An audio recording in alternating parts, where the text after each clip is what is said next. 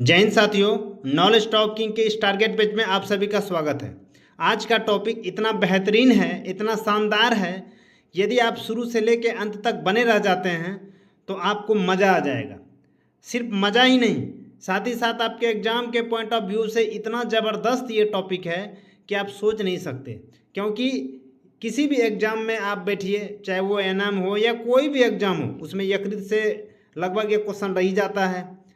यदि आप अग्न्याशय को देखें तो ये भी एकदम मोस्ट इंपॉर्टेंट है, इससे भी क्वेश्चन मिलता है। हृदय की अगर बात करें तो हृदय से भी क्वेश्चन रहता है।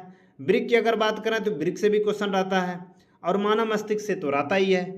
खास करके जो एनएम की तैयारी कर रहे हैं उनके लिए तो ये रामबाण टॉपिक है, इसलिए इसको ज़रा सा भी मिस मत कीजिए। साथ ही साथ वीडियो के लास्ट तक बने रहिएगा, ताकि हम प्रीवियस ईयर्स क्वेश्चन पे भी चर्चा कर लेंगे। देख लीजिए, ये सारे प्रीवियस ईयर्स क्वेश्चन है जो कि आपके लिए बहुत ही इंपॉर्टेंट है, इसलिए वीडियो के अंत तक बने रहिएगा। वीडियो को ज़रा सा भी स्किप मत कीजिएगा, क्योंकि आज का टॉपिक बहुत ही शानदार है।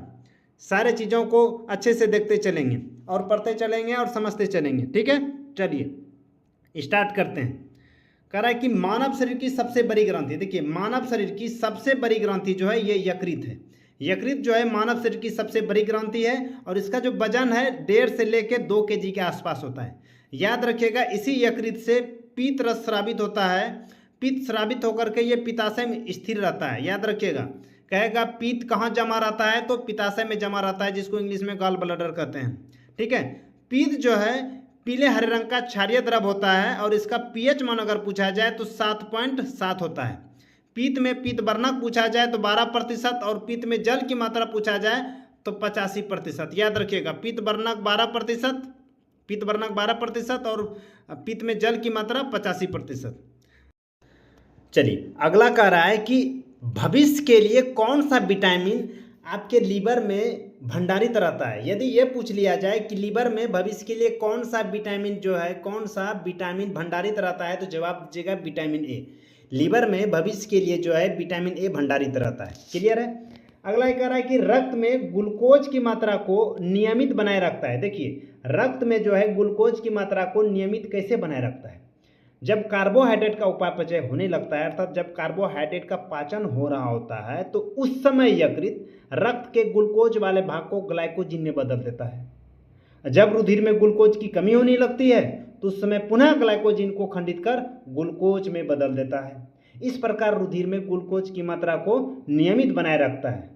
तो ग्लूकोज की मात्रा को रक्त में कौन नियमित बनाए रखेंगे? यकृत। क्लियर हो गया। चलिए हार्मोन्स की बात करेंगे तो उस पर हम बाद में चर्चा करेंगे, लेकिन अंग की अगर चर्चा की जाए तो भैया अंग में आप जवाब दीजिएगा यकृत। क्लियर है। रक्त में ग्लूकोज की मात्रा को नियमित बनाए रखता है कौन? यकृत। क्लियर। चलिए अगला कह रहा है कि फाइब्रिनोजन और हिपेरिन नामक प्रोटीन का उत्पादन कहाँ होता है। देखिए भैया, फाइब्रिनोजन और हिपेरिन नामक प्रोटीन का उत्पादन जो है यकृत में होता है। दोनों प्रोटीन का काम जो है अलग है, दोनों प्रोटीन का काम अलग अलग होता है, लेकिन इसका निर्माण यकृत में होता है। जैसे अगर मैं फाइब्रिनोजन की बात करूं तो इसका मुख्य काम होता है शरीर के बाहर अगर कहीं कट टूट जाता है, ब्लड उलट निकलने लगता है, तो वहां तुरंत रक्त का थक्का बना देगा। और हिपेरिन का काम है शरीर के अंदर ब्लड को जमने ना दे, यानी कहेगा कि शरीर में रक्त को जमने से रोकता कौन है, तो हिपेरिन। कहेगा रक्त के थक्का बनाने में मदद कौन सा विटामिन प्रोटीन करता है, तो फाइब्रिनोजन। यहाँ इब्रिनोजन लिखा गया है, फाइब्रिनोजन समझिएगा, ठीक है। फाइब्रिनोजन याद रहे, रक्त को थक्का बनाने में मददगार प्रोटीन कौन सी है? फाइब्रिनोजन। हालांकि रक्त थक्का बनाने में फाइब्रिनोजन प्रोथ्रोम्बिन भी सहयोग करते हैं, लेकिन सबसे ज़्यादा महत्वपूर्ण रक्त को थक्का बनाने में कोई है तो वो फाइब्रिनोजन नामक प्रोटीन। शरीर के अंदर जो है रक्त को जमने नहीं देगा हिपेरिन। दोनों का उत्पादन यकृत करेगा। क्लियर है। अगला कह रहा है कि मृत आरबीसी को नष्ट करता है। देखिए मृत आरबीसी को यकृत ही नष्ट करता है, ठीक है। मृत आरबीसी को नष्ट कौन करेगा? यकृत करेगा। अब देखिए शरीर का जो ब्लड बैंक है वो पिलिया को कहा जाता है। वो इसलिए पिलिया को कहा जाता है क्योंकि ब्लड जो है स्टोर रहता है पिलिया में। याद रखें, शरीर का ब्लड बैंक पिलिया को कहेंगे। अगला कह रहा है कि शरीर के ताप को बनाए रखने में मदद करता है। देखिए शरीर के ताप को भी बनाए रखने में ये मदद करता है कौन? यकृत। क्लियर है। यकृत जो है प्रोटीन के अधिकतम मात्रा को कार्बोहाइड्रेट में बदल देता है। याद रखिएगा, प्रोटीन की अधिकतम मात्रा को कार्बोहाइड्रेट में यकृत बदल देता है। क्लियर है। चलिए अग्न्याशय की चर्चा कर लेते हैं। अग्न्याशय की अगर मैं बात करूं तो यह मानव शरीर की दूसरी सबसे बड़ी ग्रंथि है और याद रखिएगा ये मिश्रित ग्रंथि भी है। मिश्रित ग्रंथि इसलिए है क्योंकि ये हार्मोन्स और एंजाइम दोनों का स्रवण करते हैं। हार्मोन्स और एंजाइम दोनों का स्रवण करने के कारण अग्न्याशय को मिश्रित ग्रंथि की दर्जा भी दी गई है। क्लियर है। अब पहले देख लेते हैं एंजाइम्स का स्रवण ये कैसे करते हैं और कहाँ से होता है। तो देखिए अग्न्याशय में अग्न्याशय रस पाए जाते हैं। अग्न्याशय रस को पूर्ण पाचक रस कहा जाता है। क्यों? क्योंकि अग्न्याशय रस में 3 प्रकार के एंजाइम्स पाए जाते हैं, ट्रिप्सिन, एमाइलेज, लाइपेज। तीनों का काम अलग अलग होता है। ट्रिप्सिन का काम होता है प्रोटीन का पाचन करना, एमाइलेज का काम होता है कार्बोहाइड्रेट का पाचन करना, लाइपेज का काम होता है वसा का पाचन करना। अर्थात 3 मुख्य भोज्य पदार्थ कार्बोहाइड्रेट, प्रोटीन, वसा, इन तीनों के पाचन होने के कारण अग्न्याशय रस को पूर्ण पाचक रस कहा जाता है। क्लियर है। अग्न्याशय रस में 98% जल होता है, याद रखिएगा। अग्न्याशय रस के पीएच मान की अगर बात की जाए तो उसका पीएच मान 7.5 से 8.3 होता है, याद रखिएगा। अब समझ रहे होंगे यदि 7 से अधिक है तो ये क्षारीय होगा या अम्लीय, स्वाभाविक सी बात है, अब दिमाग लगा लिए होंगे। 7.5 से 8.3 तक इसका पीएच मान है तो अग्न्याशय रस क्षारीय होगा। क्लियर है। तो अग्न्याशय रस क्षारीय होता है। उसमें जल कितना परसेंट? 98%। अग्न्याशय रस का पीएच मान 7.5 से 8.3। क्लियर। अग्न्याशय रस को पूर्ण पाचक रस कहते हैं। क्यों? क्योंकि उसमें 3 प्रकार के एंजाइम्स पाए जाते हैं, ट्रिप्सिन, एमाइलेज, लाइपेज। क्लियर है। अग्न्याशय का एक भाग होता है लैंगरहैंस द्वीपिका। लैंगरहैंस द्वीपिका की खोज जो है लैंगरहैंस नामक वैज्ञानिक ने की। लैंगरहैंस द्वीपिका के अल्फा, बीटा, गामा कोशिका से अलग अलग प्रकार के हार्मोन्स का स्रवण होते हैं। जैसे अल्फा से कहेगा तो ग्लूकोन नामक हार्मोन्स निकलते हैं, बीटा से कहेगा तो इंसुलिन नामक हार्मोन्स निकलते हैं, गामा से कहेगा तो सोमेटोस्टेटिन नामक हार्मोन्स निकलते हैं। तो चलिए ये आपने एक झलक देख लिया। अब हम वन लाइनर की ओर चर्चा करते हैं, वन लाइनर को देख लेते हैं। ठीक है।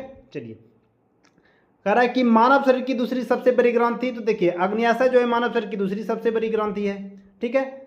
मानव शरीर की दूसरी सबसे बड़ी ग्रंथि अग्न्याशय अर्थात पेंक्रियाज, इंग्लिश में पेंक्रियाज कहते हैं, याद रखिएगा। कहेगा ट्रिप्सिन का स्रवण कौन करता है? तो भैया अग्न्याशय करेगा ट्रिप्सिन का स्रवण, क्योंकि अग्न्याशय से अग्न्याशय रस निकलते हैं। अग्न्याशय रस में ही ट्रिप्सिन होते हैं, ट्रिप्सिन, एमाइलेज, लाइपेज। तीनों एंजाइम्स का क्या स्रवण कहाँ से होता है? तो अग्न्याशय से होता है। अब इंसुलिन का स्रवण कौन करता है? तो ये भी अग्न्याशय करते हैं, क्योंकि लैंगरहैंस द्वीपिका के बीटा कोशिका से स्रवित होता है। ग्लूकोन भी अग्न्याशय ही स्रवित करते हैं। सोमेटोस्टेटिन नामक हार्मोन्स का भी स्रवण अग्न्याशय ही करते हैं। क्लियर है। देखिए लैंगरहैंस द्वीपिका पाई जाती है किसमें? पेंक्रियाज में। पेंक्रियाज का एक भाग है लैंगरहैंस द्वीपिका। चलिए कह रहा है कि इंसुलिन क्या है? तो देखिए इंसुलिन जो है पेप्टाइड हार्मोन्स प्रोटीन श्रृंखला है। एक प्रकार की प्रोटीन है, वो किस प्रकार की श्रृंखला है? तो याद रखिए पेप्टाइड हार्मोन्स प्रोटीन श्रृंखला है। इंसुलिन में कौन सी धातु उपस्थित रहती है? तो याद रखिएगा जस्ता। इंसुलिन में जस्ता उपस्थित रहता है धातु में अगर पूछा जाएगा। अब इंसुलिन कहेगा किनके जड़ों से प्राप्त कर सकते हैं? तो देखिए डहेलिया की जड़ों से आप इंसुलिन प्राप्त कर सकते हैं। क्लियर है। डहेलिया की जड़ों से आप इंसुलिन को प्राप्त कर सकते हैं। अब कहेगा मधुमेह रोग अगर होगा तो उसमें किस हार्मोन्स की कमी आ जाएगी? देखिए अगर इंसुलिन नामक हार्मोन्स की कमी होगी तो ग्लूकोज का कंट्रोल होना मुश्किल हो जाएगा, अर्थात शरीर में ग्लूकोज की मात्रा बढ़ जाएगी, अर्थात चीनी की मात्रा बढ़ जाएगी। उसी को कहते हैं जब शरीर में चीनी अर्थात ग्लूकोज की मात्रा बढ़ जाती है तो उसी को मधुमेह बीमारी कहते हैं। तो यानी इंसुलिन का अगर स्रवण कम हो जाएगा, इंसुलिन नामक हार्मोन्स का स्रवण कम हो जाएगा तो मधुमेह बीमारी होना लाजमी है, अर्थात मधुमेह बीमारी हो जाएगा। कहेगा कि मधुमेह बीमारी में किसकी कमी हो जाती है? इंसुलिन की कमी हो जाती है। क्लियर है। चलिए इंसुलिन की खोज किसने की? तो बेटिंग और बेस्ट ने की। कब? 1921 में, याद रखिएगा। बेटिंग बेस्ट ने 1921 में किया है इंसुलिन नामक हार्मोन्स की। पहली बार इंसुलिन का इंजेक्शन दिया गया था 1922 ईस्वी में। ठीक है। पहली बार इंसुलिन का इंजेक्शन कब दिया गया था? 1922 में। लियोनार्ड थॉमसन को कनाडा में दिया गया था, याद रखिएगा। किसको और कहाँ? अगर कम से कम ये याद ना रहे कहाँ तो कम से कम व्यक्ति का नाम जरूर याद रख दीजिएगा। थॉमसन को 1922 में मिला। कहाँ? कनाडा में। क्लियर। अब देखिए रुधिर में ग्लूकोज की मात्रा बढ़ना क्या कहलाएगा? रुधिर में जब ग्लूकोज की मात्रा बढ़ जाएगा तो उसे मधुमेह या डायबिटीज कहेंगे। क्लियर है। अब देखिए कह रहा है रक्त ग्लूकोज स्तर को व्यक्त किया जाता है किसमें? यानी रक्त में ग्लूकोज के स्तर को किसमें व्यक्त करेंगे? तो देखिए मिलीग्राम प्रति डेसीलीटर में व्यक्त कर सकते हैं। ठीक है। चलिए अग्न्याशय को पाचक रस के उत्पादन के लिए कौन सा हार्मोन उत्तेजित करता है? तो देखिए याद रखिएगा, अग्न्याशय को अग्न्याशय रस निकालने के लिए कौन सा हार्मोन उत्तेजित करता है? सिक्रेटिन नामक हार्मोन उत्तेजित करता है। ठीक ना, कहेगा कौन सा हार्मोन जो है अग्न्याशय को पाचक रस अर्थात अग्न्याशय रस उत्पादन के लिए उत्तेजित करता है? तो सिक्रेटिन नामक हार्मोन। ठीक है, कहेगा कि पीत को निकालने के लिए यकृत को कौन उत्तेजित करता है? तो कोलेसिस्टोकाइनिन। चलिए अब हम ब्रिक अर्थात किडनी के बारे में देख लेते हैं।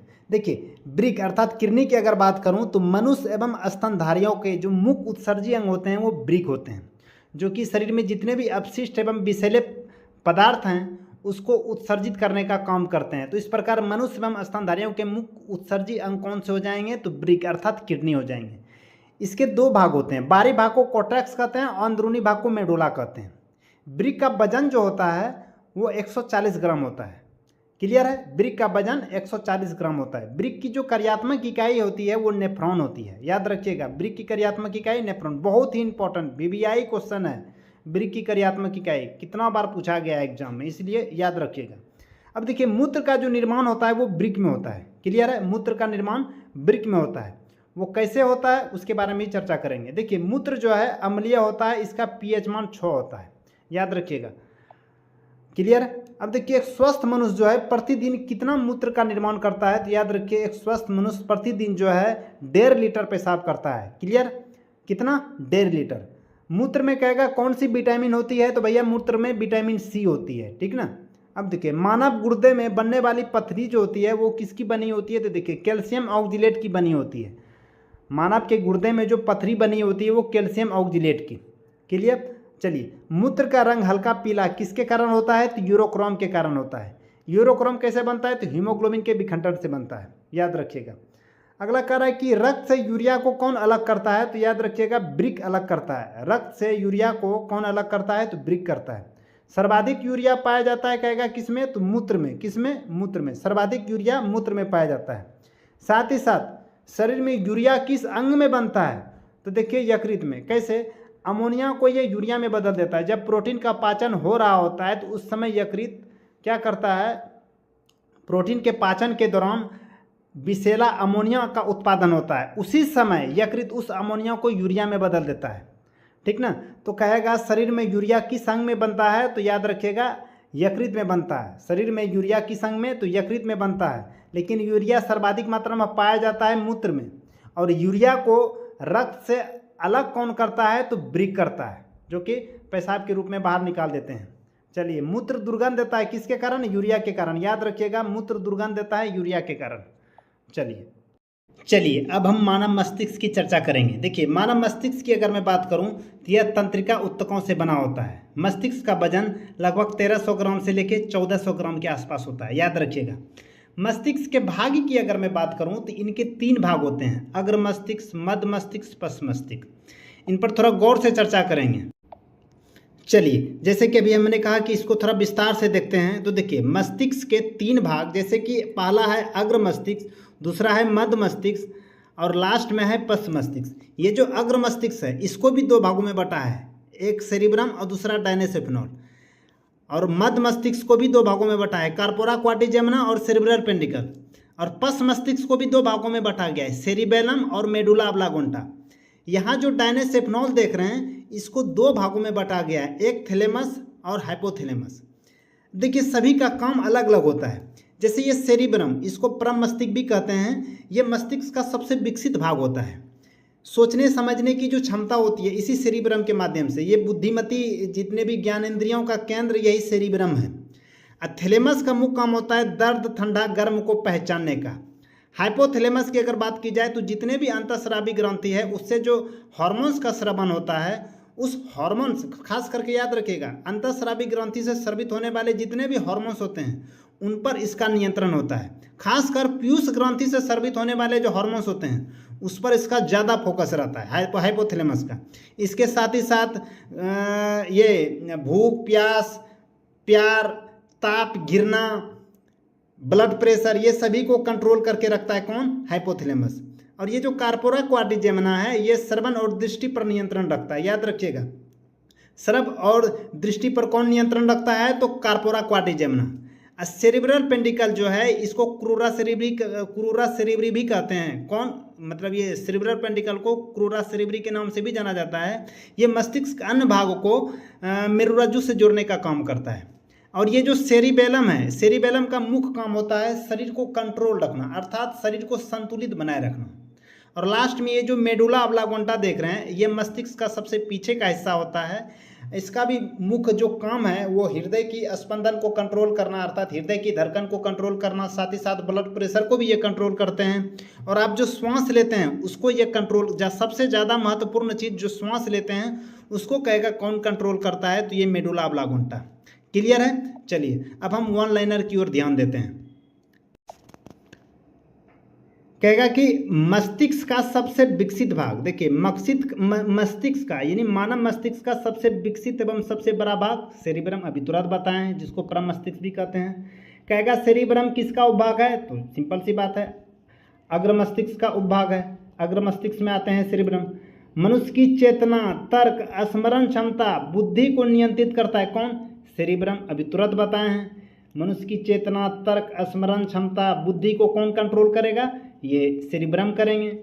कहेगा इत्र की तीखी गंध अथवा सुगंध की पहचान मस्तिष्क के किस भाग द्वारा किया जाता है, तो याद रखिएगा ये सेरिब्रम के द्वारा, क्योंकि सबसे विकसित भाग यही है और यही सब चीज़ सोचने समझने में भी क्षमता रखता है। याद रखिएगा ये क्या चीज़ है, इसको सोच रहा है, समझ रहा है, इन चीज़ों की पहचान कौन करता है, सेरिब्रम करता है। यानी इत्र की तीखी गंध और सुगंध की पहचान मस्तिष्क के किस भाग द्वारा किया जाता है, ये सेरिब्रम के द्वारा। थैलेमस और हाइपोथैलेमस मौजूद होता है किसमें, अग्र मस्तिष्क के डायनेसेफेनॉल में। क्लियर है? चलिए दर्द ठंडा गर्म को पहचानता है कौन, थैलेमस। दर्द ठंडा गर्म को पहचानने का काम कौन करता है, थैलेमस। क्लियर है? चलिए अगला है, कह रहा है कि शरीर का ताप, ध्यान दीजिएगा, शरीर का ताप, रक्तचाप यानी रक्तदाब, प्रजनन क्षमता, निद्रा को कौन नियंत्रित करेगा, ये हाइपोथैलेमस करेगा। हम बताएं ना, शरीर के ताप, रक्तचाप, ब्लड प्रेशर, प्रजनन क्षमता, साथ ही साथ ये भूख प्यास, प्यार घृणा आदि को कौन नियंत्रित करता है, हाइपोथैलेमस। ये भी बताएं कार्पोरा क्वाड्रिजेमिना का काम, दृष्टि ज्ञान और श्रवण शक्ति पर नियंत्रण रहता है किसका, कार्पोरा क्वाड्रिजेमिना का। कार्पोरा क्वाड्रिजेमिना मध्य मस्तिष्क का भाग है। सेरिब्रल पेंडिकल भी इसके अंतर्गत आते हैं, मध्य मस्तिष्क के अंतर्गत। देखिए मस्तिष्क का दूसरा सबसे बड़ा भाग कहेगा तो वो सेरिबेलम हो जाएगा, जो कि अनुमस्तिष्क अर्थात पश्च मस्तिष्क का भाग होता है। क्लियर है? सेरिबेलम और मेडुला ऑब्लांगोसा किसका भाग है, तो पश्च मस्तिष्क, अर्थात याद रखिएगा ये जो पश्च मस्तिष्क है, पश्च मस्तिष्क के कौन कौन भाग हैं, तो सेरिबेलम अर्थात मेडुला ऑब्लांगोसा, याद रखिएगा। ठीक है? मानव मस्तिष्क का दूसरा सबसे बड़ा भाग कहेगा तो सेरिबेलम। क्लियर? चलिए सेरिबेलम का मुख्य कार्य क्या है, तो शरीर के संतुलन को बनाए रखना, बताया है सेरिबेलम का मुख्य काम शरीर के संतुलन को बनाए रखना। अगला कह रहा है कि हृदय स्पंदन गति और श्वसन दर को नियंत्रित करता है। तो देखिए हृदय की जो स्पंदन है, हृदय की मतलब हृदय धड़कन और श्वसन दर को कौन नियंत्रित करता है, तो वो मेडुला ऑब्लांगोसा, याद रखिएगा। कह रहा है मेरुरज्जु अर्थात स्पाइनल कोड होता है किसमें, मेडुला, देखिए मेरुरज्जु जो है मेडुला ऑब्लांगोसा का पिछला भाग होता है, याद रखिएगा। मेरुरज्जु मेडुला ऑब्लांगोसा का पिछला भाग होता है। मनुष्य में मेरुरज्जु या कशेरुक रज्जु से कितनी जोड़ी तंत्रिकाएं निकलती है, तो 31 जोड़ी। कहेगा मनुष्य में कितनी जोड़ी मेरुरज्जु तंत्रिकाएं पाई जाती है, तो 31 जोड़ी। इसको ऐसे घुमा के कहेगा मेरुरज्जु या कशेरुक रज्जु से कितनी जोड़ी तंत्रिकाएं निकलती है, तो 31 जोड़ी। कपाल तंत्रिका की पूछेगी संख्या तो वो 24 हो जाएगी, और जोड़े में पूछेगा तो 12 जोड़ी। क्लियर है? चलिए ये शरीर में प्रतिवर्ती क्रिया का नियंत्रण किसके द्वारा होता है, तो कशेरुक रज्जु अर्थात मेरुरज्जु द्वारा। याद रखिएगा शरीर में प्रतिवर्ती क्रिया का नियंत्रण जो है किसके द्वारा होता है, तो कशेरुक रज्जु या मेरुरज्जु द्वारा। इसका पता पहली बार मार्शल हॉल नामक वैज्ञानिक के द्वारा लगाया गया था, ये भी याद रखिएगा। कहेगा मस्तिष्क में सूजन आने से कौन सी बीमारी होता है, तो याद रखिएगा मस्तिष्क में सूजन आएगा तो उसको मेनिंजाइटिस बीमारी कहेगा। क्या कहेगा, मेनिंजाइटिस। अल्जाइमर रोग किसको प्रभावित करता है, तो अल्जाइमर बीमारी जो है मस्तिष्क को प्रभावित कर देता है। किसको प्रभावित करता है, मस्तिष्क को। चलिए अगला कहेंगे कि अगला क्वेश्चन है, कह रहा है कि मस्तिष्क की बीमारियों का पता लगाया जाता है किससे, ईईजी से। यानी अगर किसी के मस्तिष्क में कोई बीमारी है तो कैसे पता लगाया जाएगा, तो ईईजी एक मतलब टेस्ट है, इससे आप लगा सकते हैं। इस टेस्ट को कहते हैं इलेक्ट्रोइंसेफेलोग्राफी। इलेक्ट्रोइंसेफेलोग्राफी, ईईजी का फुल फॉर्म क्या होगा, इलेक्ट्रोइंसेफेलोग्राफी। ठीक है? चलिए अब हम हृदय की ओर चर्चा करते हैं हृदय की अगर बात की जाए, हृदय शरीर का सबसे व्यस्त अंग होता है। याद रखिएगा, शरीर का सबसे व्यस्त अंग कौन सा है? तो हृदय है। इसका वजन लगभग 300 ग्राम के आसपास होता है। हृदय जो है हृदयावरण नामक थैली में सुरक्षित रहता है। इस हृदयावरण नामक थैली को इंग्लिश में पेरिकार्डियम कहते हैं। हृदय के जो भाग हैं वो सबसे बाहरी भाग में जो झिल्लियाँ पाई जाती है उसको पेरिकार्डियम कहते हैं। उसके बाद जो झिल्लियाँ पाई जाती है उसको मायोकार्डियम कहते हैं। जैसे कि ये जो आपको दिखाई दे रहा है ना, ये वाला एरिया जो है ये मायोकार्डियम है, और सबसे आंतरिक जो परत है उसको इंडोकार्डियम कहते हैं। याद रखिएगा, नहीं तो कम से कम पेरिकार्डियम या जरूर याद रखिएगा, जो कि हृदयावरण नामक थैली में, ये जो हृदयावरण नामक थैली में सुरक्षित रहती है इसको इंग्लिश में पेरिकार्डियम कहते हैं। क्लियर? हृदय की अगर बात की जाए तो मनुष्य का हृदय 4 कोष्ठों का बना होता है। कैसे? तो 2 ऊपर होता है, 2 नीचे होता है। जो ऊपर होता है उसको आलिंद कहते हैं, जो नीचे होता है उसको निलय कहते हैं। तो दायां आलिंद, दायां निलय, दायां मतलब बायां आलिंद और बायां निलय। अब देखिएगा, ये जो दायां आलिंद है दाएं निलय से त्रिबनली कपाट के माध्यम से जुड़ते हैं, जबकि ये बायां आलिंद बाएं निलय से द्विबनली कपाट के माध्यम से जुड़ते हैं। तो इन चीज़ों को याद रखिएगा। हृदय के दाहिने वाले भाग में जो है अशुद्ध रक्त अर्थात कार्बन डाइऑक्साइड युक्त रहता है, और बाएं वाले भाग में ऑक्सीजन युक्त रक्त अर्थात शुद्ध रक्त रहता है। कहेगा बाएं वाले भाग में शुद्ध रक्त रहता है या अशुद्ध? तो जवाब दीजिएगा बाएं वाले भाग में ऑक्सीजन युक्त रक्त रहता है, जो कि शुद्ध रक्त होता है। दाएं वाले भाग में अशुद्ध रक्त रहता है अर्थात कार्बन डाइऑक्साइड युक्त रक्त रहता है। देखिए, संपूर्ण शरीर से ब्लड को हृदय की ओर लाने वाली जो वाहिनी है उसको कहते हैं शिरा। शिरा जो है संपूर्ण शरीर से ब्लड को हृदय की ओर लाते हैं। शिरा में अशुद्ध रक्त रहते हैं अर्थात कार्बन डाइऑक्साइड युक्त रक्त। अब बाद में पाल्मोनरी शिरा है, जो कि फेफड़ा से हृदय को लाते हैं। शुद्ध वाले रक्त को फेफड़ा से हृदय की ओर लाते हैं, जिसके कारण उसमें ऑक्सीजन युक्त रक्त रहता है। तो देखिए, शिरा का काम है संपूर्ण शरीर से ब्लड को शरीर मतलब हृदय की ओर लाना। संपूर्ण शरीर से हृदय की ओर ब्लड लाने का काम शिरा का है।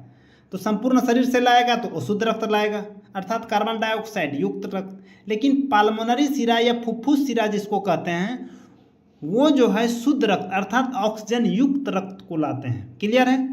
और हृदय से संपूर्ण शरीर में रक्त पहुंचाने का काम जो है वो पाल्मोनरी धमनी का है, धमनी का है। पाल्मोनरी धमनी का काम फेफड़ा तक रुधिर को पहुंचाने का है। ठीक है, याद रखिएगा, संपूर्ण शरीर अर्थात हृदय से संपूर्ण शरीर की ओर ब्लड को पहुंचाने वाली वाहिनी को कहते हैं धमनी। धमनी में शुद्ध रक्त रहते हैं, लेकिन अब बाद में पाल्मोनरी धमनी होती है जिसमें अशुद्ध रक्त रहते हैं। देखिए, अब बाद में पाल्मोनरी धमनी होती है जिसमें अशुद्ध रक्त रहती है। क्यों अशुद्ध रक्त रहती है? क्योंकि ये देख रहे हैं, शिरा जो है दाएं आलिंद में ब्लड दिए, यहाँ पे जो है दाएं निलय में प्रवेश किए, ये है पाल्मोनरी धमनी। अब इसमें ब्लड यहीं जाएगा तो अशुद्ध रक्त जाएगा अर्थात कार्बन डाइऑक्साइड युक्त ब्लड रक्त जाएगा। क्लियर हो गया? आपको पता है कि धमनी का काम है संपूर्ण शरीर में शुद्ध रक्त को ले जाना, लेकिन एक पाल्मोनरी धमनी है जो कि हृदय से फेफड़े तक रक्त को लेके जा रहे हैं, और इसमें अशुद्ध रक्त होता है अर्थात कार्बन डाइऑक्साइड युक्त रक्त रहता है। यह रक्त शुद्ध होने के लिए फेफड़े के पास जा रहा है। फेफड़े में शुद्ध होगा तब शुद्ध होकर के यह पाल्मोनरी शिरा के माध्यम से फिर हृदय के बाएं वाले आलिंद में पहुंच जाएगा। बाएं आलिंद से फिर बाएं निलय में जाएगा। अब बाएं निलय की जो मांसपेशियां फिर बहुत जोर से जब संकुचित होगी सिकुड़ेगी, तो ये महाधमनी के माध्यम से संपूर्ण शरीर में फैल जाएगा। समझ गए होंगे बातों को? चलिए, अब हम वन लाइनर की ओर ध्यान देते हैं। समझ गए हैं कि ये शरीर का सबसे व्यस्त अंग होता है हृदय। हृदय का भार लगभग 300 ग्राम के आसपास होता है। मनुष्य का हृदय 4 कोष्ठों का बना होता है।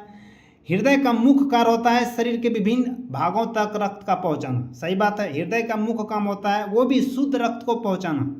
हालांकि एक जगह ये पाल्मोनरी जो है धमनी, पाल्मोनरी धमनी के माध्यम से अशुद्ध रक्त जाता है, लेकिन इसका जो मुख्य काम है शरीर के हर एक भागों तक रुधिर को पहुंचाना। ठीक है, क्लियर है? यहाँ तक किसी को कोई डाउट? चलिए, अब कह रहा है कि शरीर से हृदय की ओर रक्त ले जाने वाली, शरीर से हृदय की ओर कौन लेके जाएगा? शिरा। तो इस प्रकार शिरा में अशुद्ध रक्त रहेगा, लेकिन अपवाद में पाल्मोनरी शिरा में क्या रहता है? शुद्ध रक्त रहता है। चलिए, हृदय से शरीर की ओर रक्त ले जाने वाली जो वाहिनी है उसको क्या कहेंगे? धमनी कहेंगे। धमनी में कैसी रक्त रहेगी? शुद्ध रक्त अर्थात ऑक्सीजन युक्त रक्त रहेगी।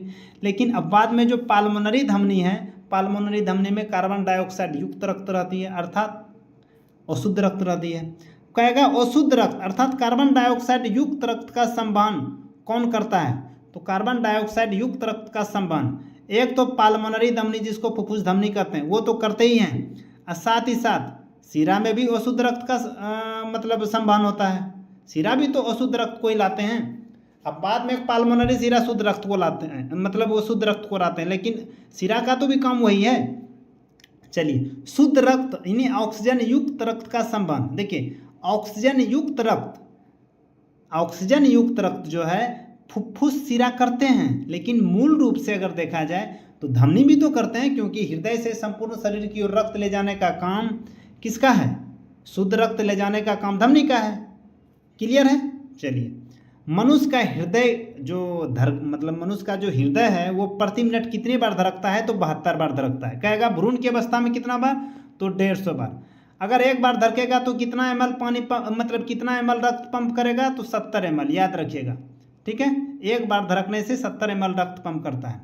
कहेगा हृदय के सिकुड़ने को क्या कहते हैं? देखिए, हृदय के सिकुड़ने को सिस्टोल या सिस्टोलिक कहते हैं, और फैलने को डायस्टोल या डायस्टोलिक कहते हैं। इस प्रकार हृदय का जो रक्तदाब होता है 120/80 होता है, जिसमें 120 जो होता है वो सिकुड़ने की होती है अर्थात सिस्टोलिक, और 80 जो होता है डायस्टोलिक अर्थात वो फैलने की होती है। चलिए, समान नाड़ी का स्पंदन दर बराबर होती है हृदय के धड़कने के दर, यानी ये जो नाड़ी का स्पंदन दर जो है समानता वो हृदय के धड़कने के दर के बराबर होता है। याद रखिएगा, हृदय की धड़कन को नियंत्रित करने वाले 2 हार्मोन्स हैं। कौन कौन? एक तो थायरोक्सिन, दूसरा एड्रेलिन। याद रखिएगा, एक थायरोक्सिन, दूसरा एड्रेलिन। ये दोनों हार्मोन्स कहाँ कहाँ से निकलते हैं? तो थायरोक्सिन हार्मोन्स थायरोक्सिन ग्रंथि से, एड्रेलिन हार्मोन्स अधिवृक्क ग्रंथि से। क्लियर है? चलिए, जीवन रक्षक हार्मोन्स कहलाते हैं। एड्रिनल यानी एड्रेलिन हार्मोन्स को जो है जीवन रक्षक हार्मोन्स कहा जाता है। क्लियर है? देखिए, हृदयघात हार्ट अटैक का कारण क्या है? हार्ट अटैक कब आएगा? जब शरीर में कोलेस्ट्रॉल की मात्रा बढ़ने लगेगी। तो ऐसे में क्या होगा? हृदय की जो मांसपेशियां होती है वहां तक रुधिर पहुंचाने वाले जो धमनी होते हैं उसको कोरोनरी धमनी कहते हैं। उसमें अगर किसी तरह का अवरोध आ जाता है तो हार्ट अटैक अर्थात हृदयघात की बीमारी हो जाती है। अवरोध तभी होगा जब रुधिर में कोलेस्ट्रॉल की मात्रा अधिक होगी। जब कोलेस्ट्रॉल की मात्रा अधिक होगी तो वो जो हृदय की मांसपेशियां हैं वहाँ पे कोलेस्ट्रॉल धीरे धीरे जाम होना स्टार्ट हो जाएंगे, क्योंकि कोलेस्ट्रॉल एक प्रकार का मोम के समान का पदार्थ है जो कि वो धीरे धीरे जो है ना अपना मतलब क्षेत्र घेरने लगता है। जब ये अपना ही अधिकार कर लेगा तो ब्लड सही से जाएगा नहीं, जब सही से जाएगा नहीं तो हार्ट अटैक यानी हृदयघात होने की संभावना हो जाती है। चलिए, हृदय की जो धड़कन है, हृदय की धड़कन पर नियंत्रण करने वाले जो तत्व होते हैं वो कौन से होते हैं? तो पोटेशियम। याद रखिएगा, हृदय की धड़कन पर नियंत्रण करने वाले जो तत्व होते हैं वो पोटेशियम होती हैं। हृदय की जो स्पंदन को नियंत्रित करती है वो कौन करती है? अगर ऐसे कहा जाए तो ये याद रखिएगा, पेसमेकर हृदय के स्पंदन को नियंत्रित करती है। याद रखिएगा। जराविक सेवन क्या है? तो जराविक सेवन एक कृत्रिम हृदय है। जराविक सेवन एक प्रकार का कृत्रिम हृदय है। याद रखिएगा, पहला कृत्रिम मतलब हृदय का पहला प्रतिस्थापन किया गया था वो क्रिश्चियन बर्नार्ड के द्वारा। याद रखिएगा, हृदय का पहला प्रतिस्थापन किसके द्वारा किया गया था? क्रिश्चियन बर्नार्ड के द्वारा किया गया था। भारत में प्रथम बार हृदय का सफल प्रत्यारोपण करने का श्रेय किसको जाता है? तो वेणुगोपालन को जाता है। किसको? वेणुगोपालन को, डॉक्टर पी वेणुगोपालन को। अगला कह रहा है कि हृदय संबंधित बीमारियों का पता लगाया जाता है। हृदय संबंधित बीमारियों का जो पता लगाया जाता है वो ईसीजी के द्वारा, इलेक्ट्रोकार्डियोग्राम के द्वारा। क्लियर है? चलिए, हृदय की ध्वनि सुनने के लिए प्रयोग किया जाता है। हृदय की ध्वनि अगर सुनना है तो इसके लिए कौन से यंत्र का प्रयोग करेंगे? स्टेथोस्कोप। इसको आप आला के रूप में भी जानते होंगे।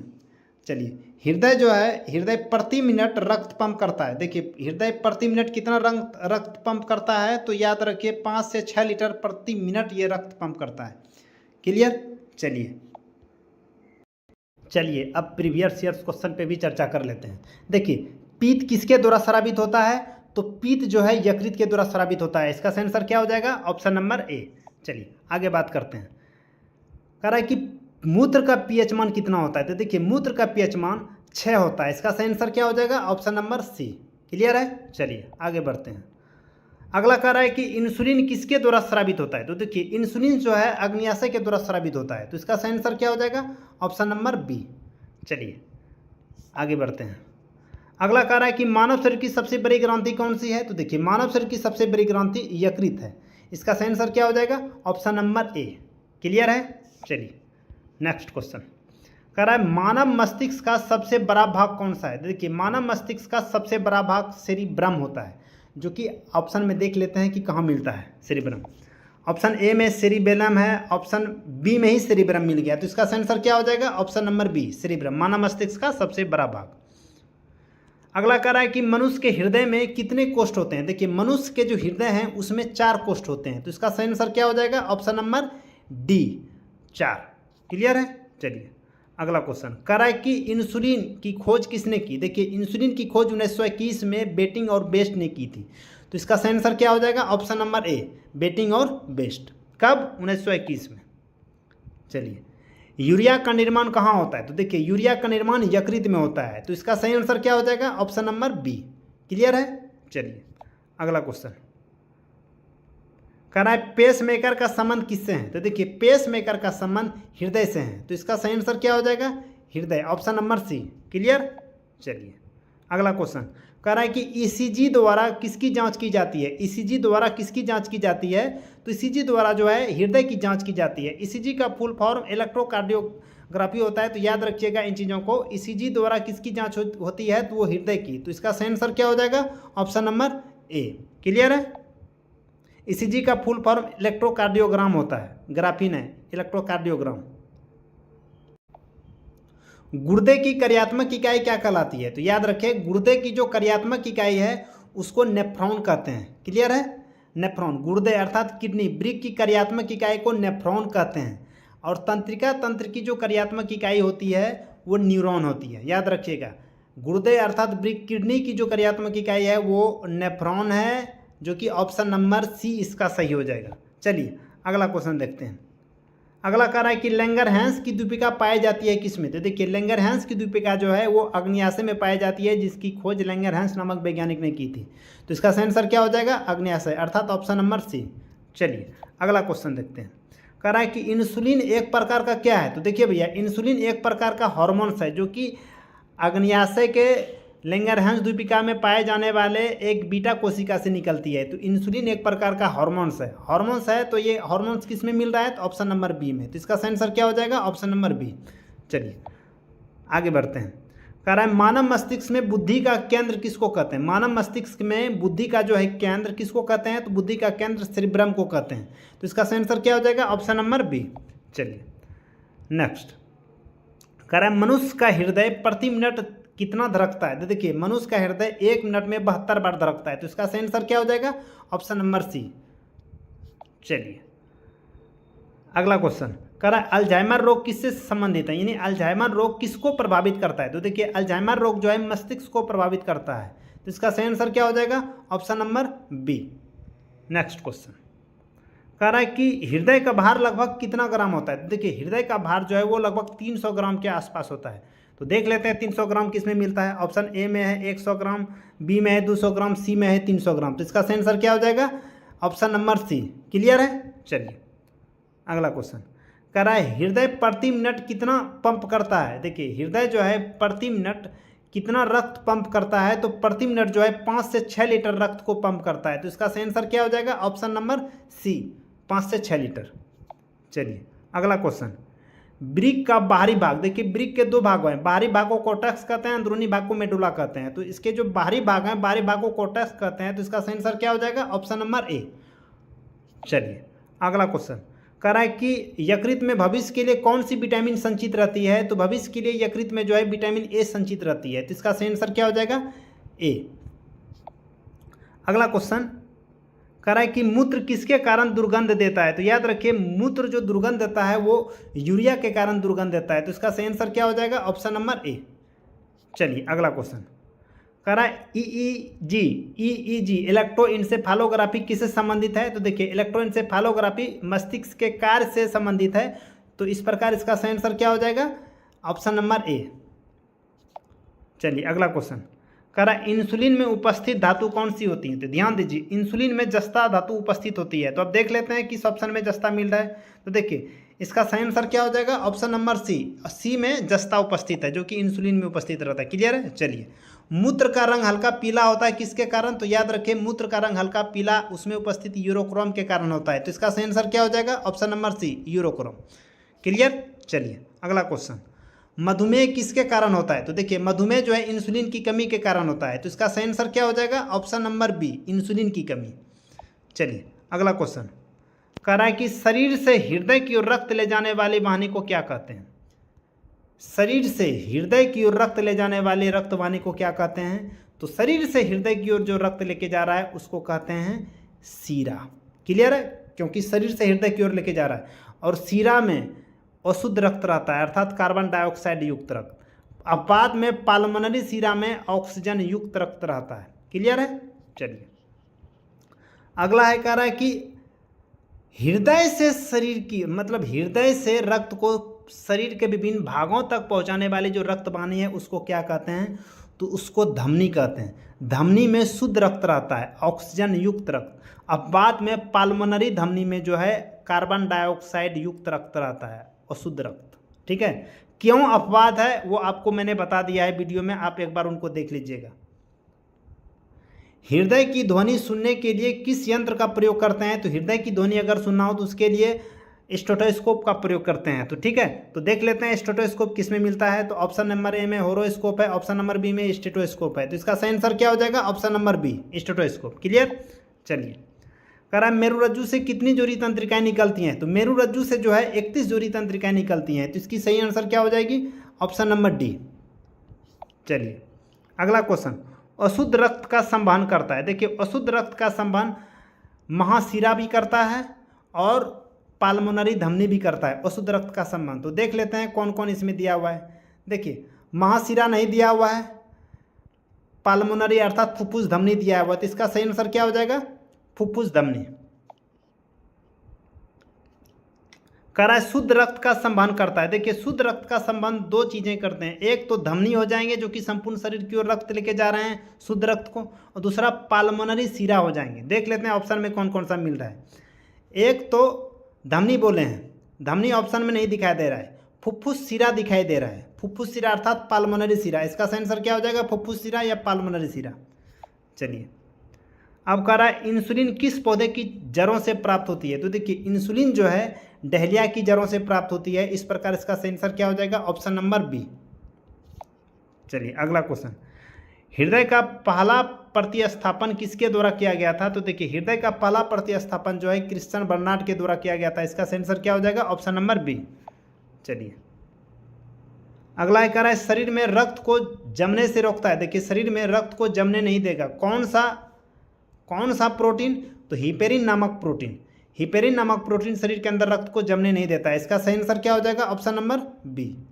चलिए अगला क्वेश्चन, श्वसन दर को नियंत्रित करता है मस्तिष्क का कौन सा भाग? देखिए श्वसन दर को मेडुला ऑब्लांगोसा नियंत्रित करता है। इसका सही आंसर क्या हो जाएगा?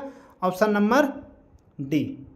क्लियर है? चलिए कह रहा है मस्तिष्क का कौन सा भाग शरीर के ताप को नियंत्रित करता है? तो देखिए मस्तिष्क का कौन सा भाग शरीर के ताप को नियंत्रित करेगा? तो वो हाइपोथैलेमस जो है शरीर के ताप को नियंत्रित करता है। तो इसका सही आंसर क्या हो जाएगा? हाइपोथैलेमस। देख लेते हैं हाइपोथैलेमस कहाँ मिल रहा है।